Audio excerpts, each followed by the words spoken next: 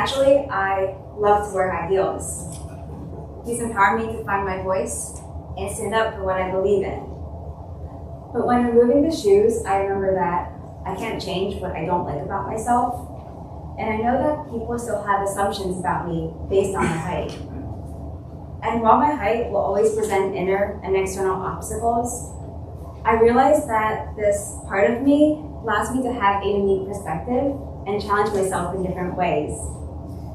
So for anyone who feels stuck on a part of themselves that they can't change, I hope for this talk to help empower a growth mindset where we can really appreciate what makes us unique, for how it helps us overcome fixed thinking by challenging us to become creative problem solvers.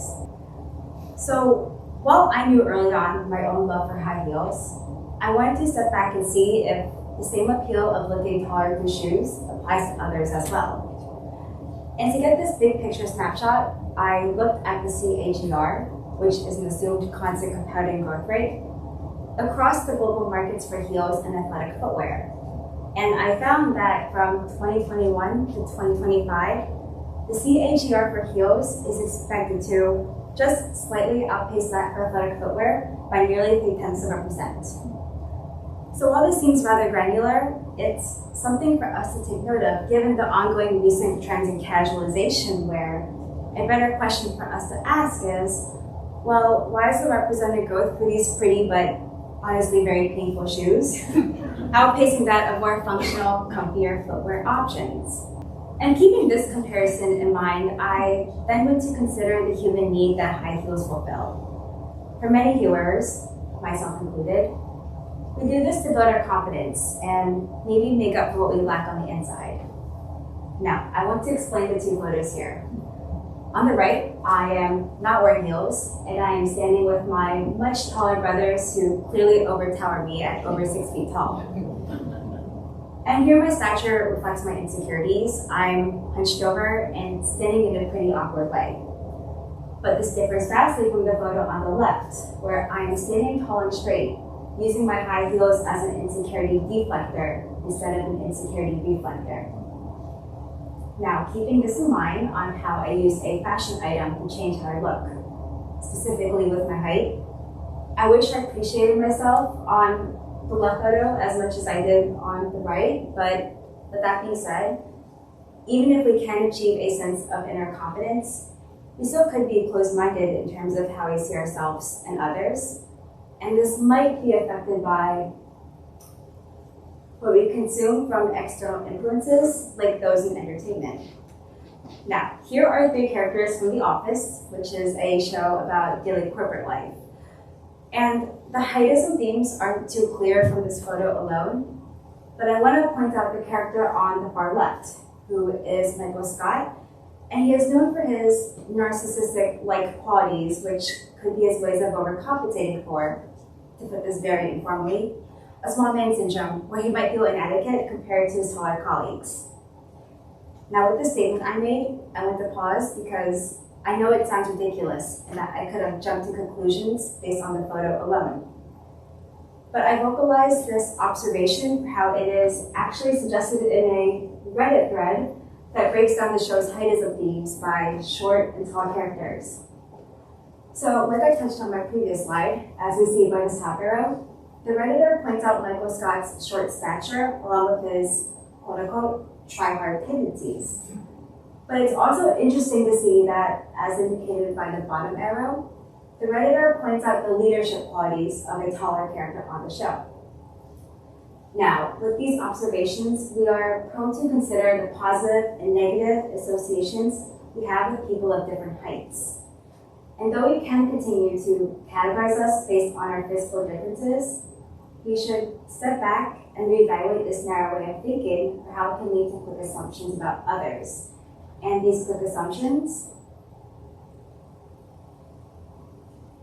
feed into the flaws of a fixed mindset. So up until this point, I've offered examples of how closed-minded we can be towards ourselves and others, where we might make these unrealistic ideals based on our physical differences, like the example from The Office that alludes to how leadership roles in a corporate environment should be for people of taller heights.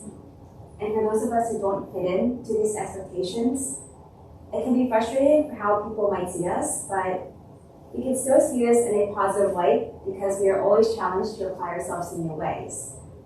Ultimately, we become stronger and better creative problem solvers. And as creative problem solvers, we can evolve this fix to a growth mindset to help us reframe our outlook and attitude. So next, I'd like to walk us through the steps of creative problem solving. First of which, we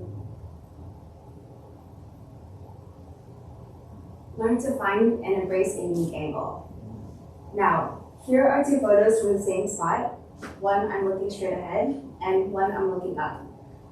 Now, for short people, we're already used to looking up most of the time. And though this might be inconvenient, we're lucky in some aspects for how we can see the beauty that others might miss if only looking straight ahead.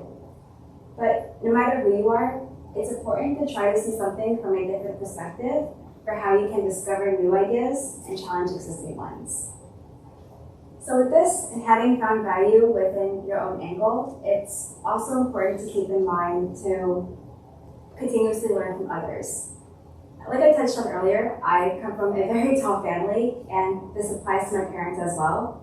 For more context, I have to stand on a rock to be seen in this photo, but having grown up with a tall family, I learned early on in my childhood to open my mind through those with different experiences and backgrounds, even if I can't always relate to them.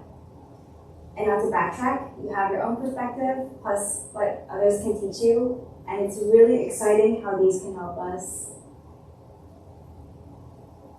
find alternate routes.